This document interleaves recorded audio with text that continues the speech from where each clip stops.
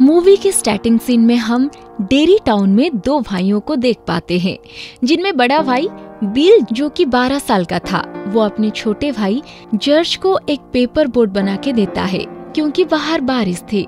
अब वो 6 साल का छोटा बच्चा जॉर्ज उस बोट को लेके खेलने निकल जाता है, पर थोड़ी ही दूर जाने के बाद उसका बोट एक स्टॉर्म ड्रेन के अंदर चला जाता है। अब जब ये बच्चा अपनी बोट लेने उस सिवर के पास जाता है तो उससे वहाँ पेनीवाइज दिखता है। पेनीवाइज उसे उसकी बोट लौटाने के बहाने पास बुलाता है, और जब वो छोटा लड़का पेनीवाइज के पास जाता है तो उसका एक हाथ ही खा जाता है और उससे उस सिवर के अंदर खींच लेता है। इस इंसिडेंट के बाद उस लड़के का कोई भी पता नहीं मिलता। उसके बाद हम एक बच्चा माइक को देख पाते हैं जो कि अपने कसाई खाना में होता है, जिसे उसके ग्रैंडपा एक वेड को मारने कहते हैं, पर वो ऐसा नहीं कर पा रहा था। पर तभी उसके ग्रैंडपा खुद उसे मार देते हैं और उससे समझाते हैं कि तुम्हें भी ऐसे ही करना है क्योंकि यही हमारी फैमिली बिजनेस है। अब हम स्कूल के स्टूडेंट्स को देख पाते हैं और वहीं हम एक लड़की वेवरीली को देख पाते हैं जिसके क्लास फेलो उसे काफी तंग कर रहे होते हैं। छुट्टियां स्टार्ट होने के कारण सभी बच्चे बहुत खुश थे। वहीं पर हम एक औरत को देख पाते हैं जो अपने मिसिंग बच्चे को ढूंढने आई होती है। वहाँ पे एक और लड़का हेनरी भी था जो कि नेचर में काफी खराब था और वो विल और उसके दोस्तों को काफी तंग किया करता था। और वहीं हम वेवरिल की बेस्ट फ्रेंड बेन को भी देख पाते हैं। वो दोनों फ्रेंड्स थे। अब विल जब स्कूल से वापस आता है तो उसके पापा उसको गाली देते हैं क्योंकि विल अभी भी समझ रहा था उसका भाई अभी भी जिंदा है, जो शायद उस सिवर में गिर के उसके अंदर में होते हुए शायद उस जगह तक पहुंच गया होगा जहां इस सिवर का डेड एंड है। पर उसके फादर उसे समझाते हैं कि वो अब नहीं रहा और वो ये सब कुछ करना बंद कर दे क्योंकि इससे उसकी मदर को काफी दुख होगा। दूसरी तरफ माइक मीट डिलीवरी करने जाता है। उसे एक डोर मिलता है जिसके अंदर वो अजीब चीजें महसूस करता है। उसे वहाँ से कई सारे लोगों की चीखने की आवाजें आती है और बहुत सारे जले हुए हाथ उस दरवाजे से बाहर निकलने लगते हैं। और तभी अचानक से वो दरवाजा खुल जाता है जिसके अंदर माइक पेनीवाइज को देख पाता है। पर तभी हेनरी अपने दोस्तों के साथ वहां आ जाता है और माइक को परेशान करता है। माइक जैसे तैसे करके वहां से चला जाता है। अब विल का एक दूसरा फ्रेंड अपने फादर के ऑफिस में एक बुक रखने के लिए जाता है और वहाँ पर वो एक बहुत ही डरावनी औरत की पेंटिंग देखता है जिसे देख वो हमेशा ही डर जाया करता था। पर इस बार उसे डराने वाला कोई और नहीं बल्कि पेनीवाइज ही था, जो असल में सबकी डर से ही उन्हें डराया करता था। अब बिल अपने दोस्तों की मदद लेके अपने छोटे भाई को ढूंढना शुरू कर देता है। बिल अपने दोस्तों के साथ सिवर के डेड एंड के लिए निकलता है। इधर वेन लाइब्रेरी में डेरी टाउन का इतिहास पढ़ रहा होता है। उस किताब से उसे डेरी शहर में हुए सारी इंसिडेंट्स के बारे में पता चल जाता है जिसमें बहुत सारे लोग भी मारे जा चुके थे। और तभी उससे भी हेलुसिनेशन होना शुरू हो जाता है और उसके साथ भी ये सब पेनीवाइज ही कर रहा था। विल को एक बलून दिखाता है जिसका पीछा करते हुए उसे बहुत सारे ईस्टर एग्स मिलते हैं और उन्हें फॉलो करते हुए वो एक और लाइब्रेरी तक पहुंच जाता है। और तभी एक आधा जला सर कटा इंसान उसके पीछे पड़ जाता है और उसे मारने के लिए उसके पीछे भागने लगता है। पर वेन खुद को बचा लेता है, पर बाहर आते ही उसे हेनरी और उसके दोस्त पकड़ लेते हैं। वो लोग उसे पकड़ के काफी परेशान करते हैं, यहाँ तक कि हेनरी उसके पेट पे अपनी चाकू से एच लिख देता है। तभी वहाँ से एक कार में एक कपल गुजरता है। अब वेन उन लोगों को हेल्प मांगने लगता है पर वो लोग उसकी बात नहीं सुनते। उस कार के अंदर भी वेन को एक रेड कलर का बलून दिखता है जिसका मतलब ये था कि ये कपल भी अब पेनीवाइज के कब्जे में थे। तभी किसी तरह से जान बचा के वेन वहाँ से भाग जाता है और वो बैड ग्रुप उसका पीछा करने लगते हैं। उस तरफ बिल अपने दोस्तों के साथ उस सिवर के डेड एंड तक पहुंच जाता है और अपने भाई को ढूंढने लगता है। उसे वहां एक दूसरे बच्चे का जूता मिलता है, पर इससे पहले कि बिल और उसके दोस्त उस सिवर के अंदर जाते वहां पे घायल बेन आके पहुंच जाता है। अब वेन तो वहां से निकल चुका था पर पैट्रिक को एक आवाज सुनाई देता है जो कि पास ही के सीवर में से आ रही थी। अब पैट्रिक उसे चेक करने सीवर के अंदर चला जाता है। वहाँ वो अपनी स्प्रे और लाइटर के सहारे आगे बढ़ रहा होता है। तभी उसे बहुत सारे सोल्स दिखते हैं और जोरों की आवाजें आने लगती है। और जब वो मुड़ के देखता है तो उसके पीछे पेनीवाइज होता है, जो कि उससे वहीं मार देता है। इधर विल और उसके दोस्त एडी, स्टैनली और रिची बिल को अपने साथ लेके शहर की तरफ वापस आ जाते हैं। और बिल का खराब हालत देख के वो लोग मेडिसिन लेने पास की ही एक स्टोर में जाते हैं। इनके पास इतना ज्यादा पैसा नहीं होता है कि वो सारी जरूरी मेडिसिन बेन के लिए ला सकें। तभी उन्हें वहाँ वेवरिली मिलती है और ये सब उसकी मदद मांगते हैं। अब वेवरिली दुकानदार को अपनी बातों में उलझा देती है और पीछे से ये सारे दोस्त मेडिसिन लेके स्टोर से भाग जाते हैं और सीधा जाके पहुंचते हैं बेन के पास और उसका इलाज शुरू कर देते हैं। उसके बाद हम वेवरिली को उसके घर में देख पाते हैं, जहां वो अपने बाप के साथ रहती थी। पर उसका बाप एक अच्छा आदमी नहीं था। वो हमेशा से ही वेवरिली का फायदा उठाना चाहता था, जिस कारण वो बहुत परेशान रहा करती थी और तंग आके वो अपने सारे बाल काट देती है। अब बिल, उसके दोस्त और वेन सब मिलकर छुट्टी को एंजॉय करने नदी के किनारे एक चोटी पर पहुंच जाते हैं। फिर वो सब जाके वेन के घर पहुंच जाते हैं और इन्हें पता चलता है कि वेन के पास शहर की काफी इंफॉर्मेशन है। तभी एडी कहता है मुझे जल्दी घर पहुंचना है और वो वहाँ से निकल जाता है। रास्ते पे जाते हुए उसे एक भयानक अबेंडन्ड घर मिलता है और वहीं उसकी घड़ी की अलार्म बजने लगता है और ये उसकी दवाई लेने का अलार्म था। वो मेडिसिन निकाल रहा होता है कि सारी मेडिसिन नीचे गिर जाते हैं और जब वो उसे उठा रहा होता है तो वहाँ एक काफी ज्यादा बीमार आदमी आके उसकी दवाइयाँ उठाने लगता है, जिसे देख एडी डर के वहाँ से भागने लगता है। वो आदमी एडी को उसके घर तक पीछा करता है, पर जैसे तैसे करके एडी उससे अपना पीछा छुड़वा लेता है। अब बारी आती है वेवरिल की।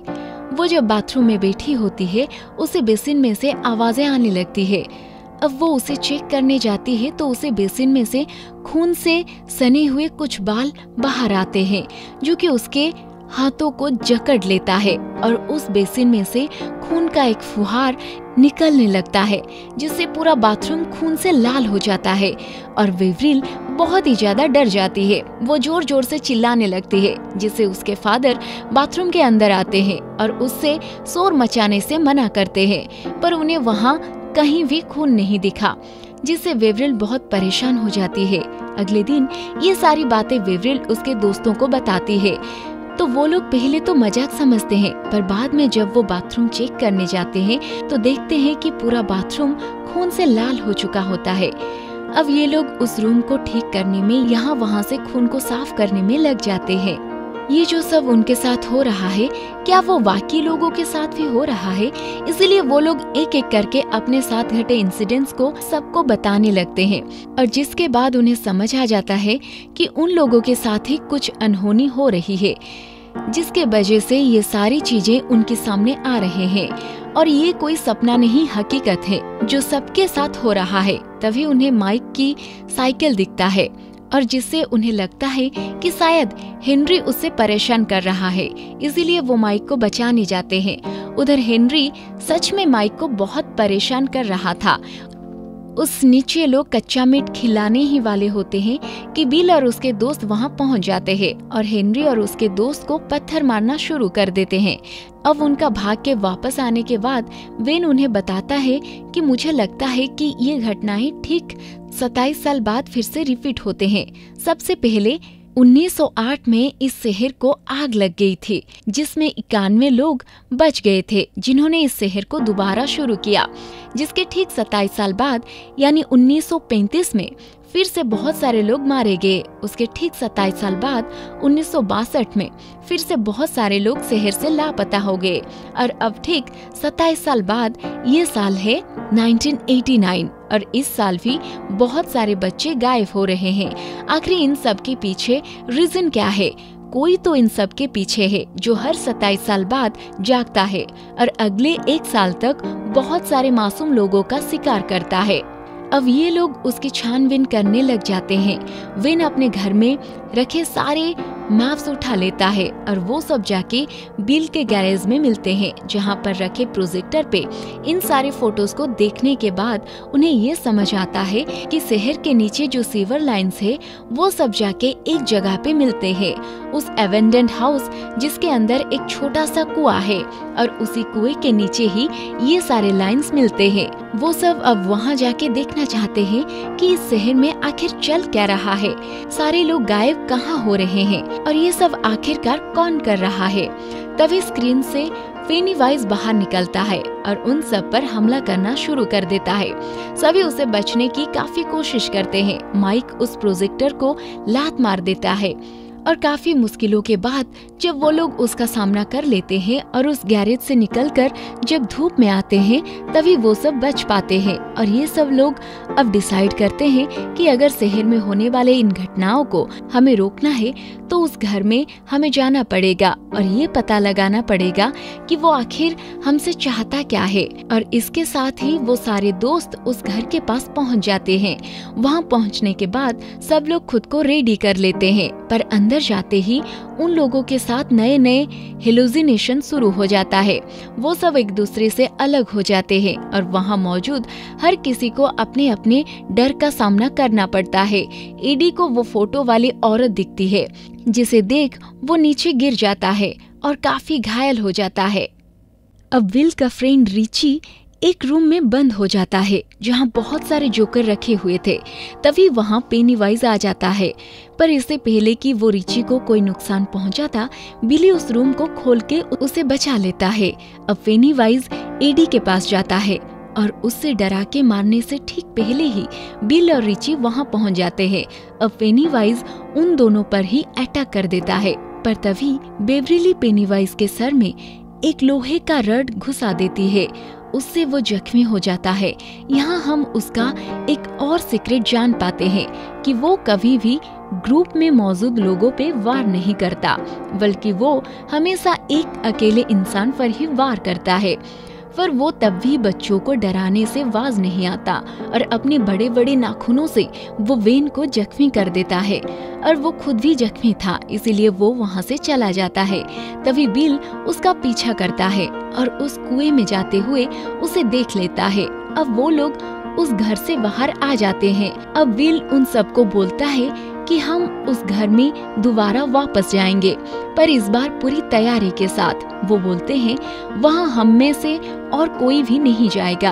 और बिल का फ्रेंड रिची जब कहता है कि तुम्हारा भाई अब मर चुका है तो बिल को बहुत गुस्सा आता है और उन दोनों की लड़ाई हो जाती है, जिससे उनका ग्रुप बिखर जाता है। अब बेवरिली उन्हें काफी समझाती है कि पेनीवाइज असल में यही चाहता है कि हम अलग हो जाएं, क्योंकि उसे पता है कि अगर हम साथ रहे तो उसका मुकाबला कर लेंगे, पर उसकी बात कोई भी नहीं सुनता। दूसरी तरफ हम हेनरी को देख पाते हैं। हेनरी उसके पोस्ट बॉक्स के ऊपर एक रेड बलून देख पाता है और जब वो उस बॉक्स को खोलता है तो उसे एक गिफ्ट पैक मिलता है, जिसे खोलने पर उसे वो छुरी मिलता है जो कि बेन पे हमला करते वक्त जंगल में गिर गया था। और जब वो उस चाकू को उठा लेता है तो वो पूरी तरह पेनीवाइज के कंट्रोल में चला जाता है और पेनीवाइज उससे उकसाने लगता है और वो अपने ही बाप को मार देता है। दूसरी तरफ बेवरिली जब तैयार होके बिल से मिलने निकल रही होती है तभी उसका फादर उस पर जबरदस्ती करने की कोशिश करता है। वो अपने फादर के सर पे लात मार के खुद को बाथरूम में बंद कर लेती है, पर उसका बाप उस बाथरूम में भी घुस जाता है। अब खुद को बचाने बेवरिली उसके फादर के सर पे सींग दे मारती है, जिससे वो बेहोश हो जाता है। पर तभी वहाँ पेनीवाइज आ जाता है और बेवरिली को उठा के वहाँ से ले जाता है। अब विल बेवरिली को ढूंढते ढूंढते उसके घर पहुँच जाता है, जहाँ पर उसे बेवरिली के फादर की लाश के साथ दीवार पे पेनीवाइज का मैसेज मिलता है। वहाँ लिखा होता है you die if you try. अब विल सारी फ्रेंड्स को ये बताता है कि पेनीवाइज वेवरिली को उठा के ले गया है और वेवरिली को बचाने वो सब फिर से एक हो जाते हैं। अब वो उस घर के पास आ जाते हैं, पर इस बार वो लोग सारी तैयारी के साथ और कुछ हथियार भी लेके आए हुए थे। दूसरी तरफ वेवरिली के ऊपर खून के कुछ कतरे गिरते हैं, जिससे उसे होश आता है और वो देखती है कि वो एक गटर में है, जहाँ पर कचरे का एक बहुत बड़ा ढेर काफी ऊंचाई तक लगा हुआ होता है और वहाँ ऊपर बच्चों के डेड बॉडीज भी तैर रहे होते हैं। वेवरिली वहाँ से भाग जाने की कोशिश करती है, पर पेनीवाइज उस पर अटैक कर देता है। वेवरिली बड़ी ही बहादुरी से उसका मुकाबला करती है। अब पेनीवाइज जब देखता है कि वो उससे नहीं डर रही, तो वो उसे अपनी असली रूप दिखा देता है। पेनीवाइज के मुंह के अंदर एक डेड लाइट भी होता है, जिसे देख के वेवरिली अब अपना होश खो देती है। उधर सारे बच्चे अब उस कुएं से नीचे आ रहे होते हैं। जब सारे बच्चे नीचे आ जाते हैं तो अब माइक की बारी आती है, पर तभी वहाँ हेनरी आ जाता है और वो माइक पर हमला कर देता है, पर माइक उसे कुएं में नीचे तक गिरा देता है। अंदर जब ये लोग आगे बढ़ रहे होते हैं, तभी एडी इन लोगों से बिछड़ जाता है और पेनीवाइज उस तस्वीर की भूत बनके उस पे हमला कर देता है। बाकी फ्रेंड्स भी एडी को ढूंढते हुए वहाँ पहुँच जाते हैं। इससे पहले कि पेनीवाइज उसे खा लेता, वो सब उसे देख लेते हैं, जिससे पेनीवाइज वहाँ से चला जाता है। तभी बिल को अपना छोटा भाई भी दिख जाता है और जिसका पीछा करते हुए बिल उस जगह पहुँच जाता है जहाँ वेवरिली होती है। वहाँ वेवरिली भी अब हवा में तैर रही होती है, जिसे बिल नीचे लाने की कोशिश करता है। तभी उसका भाई उससे फिर से डिस्ट्रैक्ट करता है, पर तभी बाकी सारे फ्रेंड्स वहाँ पहुँच के सब मिलके वेवरिली को नीचे उतार लेते हैं, लेकिन वो होश में नहीं थी। वो सब उसे होश में लाने की कोशिश करने लगते हैं, पर फिर भी उसे होश नहीं आता। अब वेन उसे हग करता है। वो उससे प्यार करता था, इसीलिए वेवरिली पेनीवाइज के ट्रैप से बाहर आ जाती है। पेनीवाइज को उसका छोटा भाई बनके काफी इमोशनल ब्लैकमेल करता है और उसे अपने साथ घर ले जाने को भी बोलता है। बिल ये सब सुन के रो पड़ता है और बोलता है कि मैं जानता हूँ कि तुम मेरा भाई नहीं हो, और वो उससे गन से शूट कर देता है। अब पेनीवाइज अपने असली रूप में आकर उन सब पे अटैक कर देता है। वो सारे बच्चे एक साथ उसका मुकाबला करते हैं, लेकिन अब पेनीवाइज बिल को पकड़ लेता है। पेनीवाइज उन्हें बताता है कि तुम लोग मुझसे जितना डरोगे, मैं उतना पावरफुल बन जाऊंगा। तुम मुझे बिल को दे दो, उसके बदले मैं तुम सबको छोड़ दूंगा। तुम लोग चले जाओ, मैं उसे खा के अगले 27 साल तक सो जाऊंगा। अब तुम लोग अपनी लाइफ में वापस चले जाओ। पेनीवाइज की यही बात उस पर भारी पड़ जाती है। वो सारे बच्चे अब एक होकर पेनीवाइज से लड़ने लगते हैं। पेनीवाइज बच्चों को हर उस रूप में डराने की कोशिश करता है जिससे वो लोग डरते हैं, पर वो लोग उसे मार मार के उसको ही घायल कर देते हैं। अब पेनीवाइज उनसे डरने लगता है क्योंकि वो अब निडर थे, साथ ही एक साथ उसके खिलाफ खड़े थे। उन सब का एक हो जाना पेनीवाइज को हारने पे मजबूर कर देता है और वो बिल को बिना खाए ही अगले 27 साल के लिए सोने के लिए चला जाता है और ये मूवी यहीं खत्म हो जाती है।